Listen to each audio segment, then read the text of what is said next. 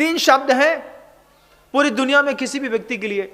महाराज जी हमारी लड़की को भूत चढ़ गया, तो गलती की होगी, किसी पेड़ एड़ के नीचे जा करके उसने कभी कोई अपवित्रता का वातावरण बना दिया होगा, जिसके कारण वहां का जो वेंतर देव है वो रुष्ट हो गया होगा। एक छोटा सा उपाय प्रकल्प करें, घर के अंदर भी अंधेरे कमरे में अपने घर में भी घुसने से पहले 3 बार निस्सही निस्सही निस्सही बोलना पड़ता है। ये असही और निस्सही की व्यवस्था अगर आपने सीख ली तो दुनिया में कोई भी शक्ति आपको परेशान नहीं कर सकती। मूलाचार में तो स्पष्टता साधु के लिए कहा है कि जो साधु असही और निस्सही का प्रयोग नहीं करता है वो असमय में मृत्यु को प्राप्त भी हो सकता है और उसकी समाधि भी बिगड़ सकती है। कितनी बड़ी बात है। एक साधक के जीवन में कहा कि अगर वो निस्सही और असही का सही प्रयोग नहीं करते तो उनकी समाधि बिगड़ सकती है। वहां किसी को दिया जलाने की, मुंह से चूमने की, माथा टेकने की, दरबार में जाने की, गंडा ताबीज पहनने की कोई जरूरत ही नहीं है। सिर्फ एक शब्द की जरूरत है दुनिया में। कभी भी आप अंधेरे में प्रवेश कर रहे हो, कभी आप किसी अपरिचित स्थान में प्रवेश कर रहे हो, कभी आप बियाबान जंगल में प्रवेश कर रहे हो, कभी आप किसी नदी में प्रवेश कर रहे हो, कभी आप किसी खाई में किसी गहरे में नीचे उतर रहे हो, कहीं आप किसी टनल के अंदर जाकर के ऑब्जर्वेशन करने भी जा रहे हो, आपको दुनिया के कोई भी धर्म का व्यक्ति है वो 3 शब्द उसको बोलना है, निस्सही निस्सही निस्सही। 3 बार ही बोलना है बस। और दुनिया में कोई भी भूत बेंतर होगा, कोई भी परेशान करने वाला देव होगा, वो उस पूरे स्थान को छोड़कर के इस 3 शब्द में इतनी ताकत है कि वो पूरी दुनिया के सारे स्थान से हट करके आपको रास्ता दे देगा।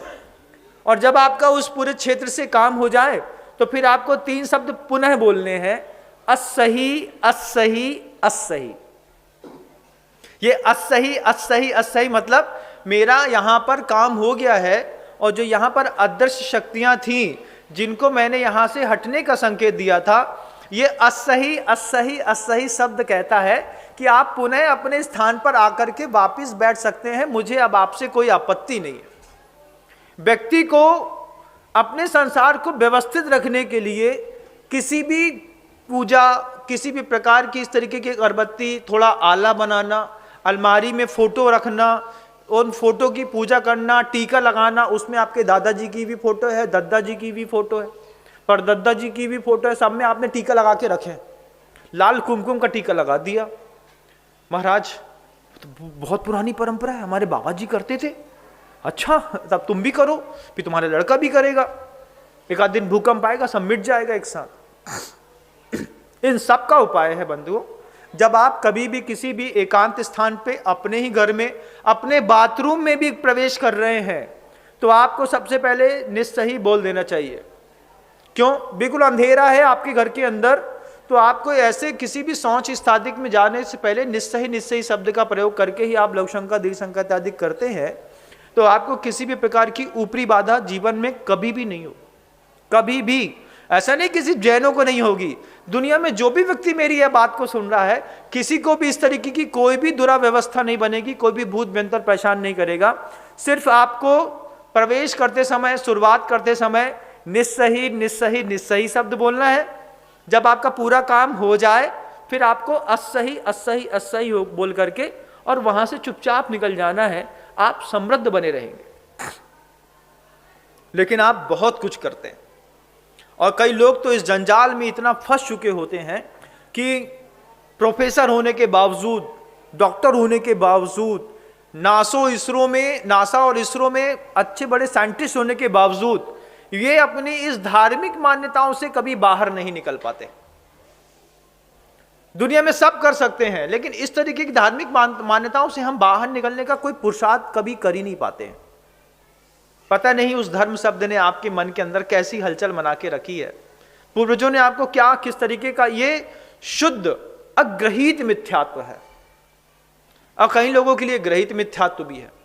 अग्रहित मिथ्यात्व उनके लिए है जो अपने ही परिवार में देखा सीखे सीख गए, और कुछ ग्रहित मिथ्यात्व है अभी तक नहीं करते थे लेकिन कल से एक धागा बांध दिया है, एक गंडा ताबीज यहां पे बांध दिया है। वो जो वैचारिक शक्तियों में घर के अंदर की किसी भी माँ बेटियों को किसी भी प्रकार के गंडा ताबीज पहना करके आपको लगता है कि अगर आप उनकी सुरक्षा कर रहे हैं तो आप भ्रम में हैं। आपने किसी भी मत का कोई भी गंदा ताबीज अपने घर की जवान बेटी को पहनाया है तो उसको पहनाने जिसने वो ताबीज दिया है वो उसके नाम का अगर वहां पे कोई अनुष्ठान करता है तो उसके कारण आपकी बच्ची घर के अंदर परेशान हो सकती है। इस बात को आप ध्यान रखिएगा।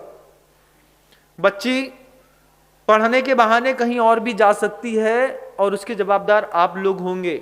ये अंधविश्वास की झड़ियों को आज पूरे संसार से मिटाने की आवश्यकता है बंधु। घोर अंधविश्वास है ये सब। ये नहीं करते हैं तो ऐसा हो जाता है।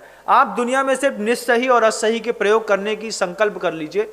दुनिया की कोई भी पैशाचिक भूत मंत्र की कोई भी शक्ति आपको कभी परेशान नहीं करेगी, कभी भी परेशान नहीं करेगी। और प्रतिक्रमण करिए। जितनी भी वर्षों से हम इस चीज की आराधना करते चले आए हैं और आराधना करते करते करते हमारे घर के अंदर की सबकी एक जैसी विचारधारा बन गई है। इस रविवार को आप संकल्प करिए इस बात का कि आने वाला जो रविवार है उसमें 9 से 12 के बीच में हम अपने घर का पूरा वातावरण वहां से आज खत्म करने जा रहे हैं। शनिवार के दिन आपको वहां पे एक नारियल रखना है और हाथ जोड़ करके बोल देना है कि इस पूरे क्षेत्र में जितने भी भूत बैंतर जाति के देव हैं, कोई भी शक्तियां हैं, वे इस नारियल में आ जाएं और हम उनको स्थानांतरित करके उच्च स्थान दे देते हैं। और उनको ठंडक करने के लिए आप किसी भी नदी के बहते प्रवाह में छोड़ सकते हैं और पूरे की पूरी वस्तु सामग्री को निकाल करके आप चाहें तो अग्नि समर्पित कर सकते हैं और आप चाहें तो किसी नदी में भी छोड़ सकते हैं बंधु। लेकिन इन सब चीज़ों से मुक्त हो जाइए। आपकी आस्था का केंद्र, आपके यहाँ पूर्वजों ने बहुत बड़े बड़े विशालतम मंदिर बनवाए हैं, आप वहाँ जाइए। आराध्य की विधि पूर्वक जो प्रतिष्ठित किए गए हैं उनकी पूजा करिए। उनके सामने शुद्ध घी का घर के एक दीपक जलाइए, कोई आपत्ति नहीं।